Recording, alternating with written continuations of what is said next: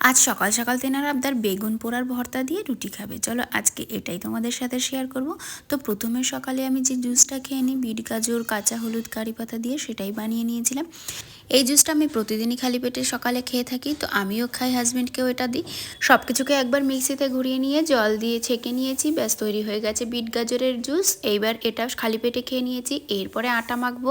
ওই যে বিট গাজর জুস করার পরে যেই অবশিষ্ট অংশটা ছিল সেটা আমি রেখে দিয়েছিলাম আটার সাথে, সেটাই ভালো করে মেখে নিয়েছি। তো এইবার এই রুটিটা আমি করে নেব। রুটি দিয়ে বেগুন পোড়া খাওয়া হবে, তাই জন্য রুটিটা প্রথমে করে নিচ্ছি।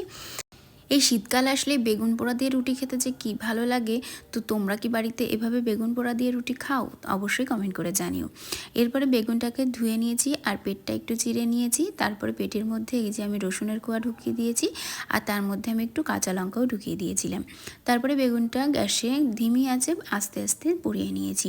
ব্যাস পোড়া হয়ে গেছে। তারপরে ওই যে লঙ্কাটা রসুনটা লবণের সাথে ভালো করে ডলে নিয়ে, আর তার সাথে আমি একটা শুকনো লঙ্কা পুড়িয়ে নিয়েছিলাম, সেটাও ডলে নিয়েছি। এবার পেঁয়াজ আর ধনেপাতা আর একটু কাঁচা তেল দিয়ে ভালো করে মেখে নিয়েছি। এইবার রুটির সাথে সেটাই সার্ভ করে দেবো। আর তোমরা বাড়িতে এভাবে একবার যদি করে না খেয়ে থাকো, খেয়ে দেখো কেমন লাগলো অবশ্যই জানিও। টাটা।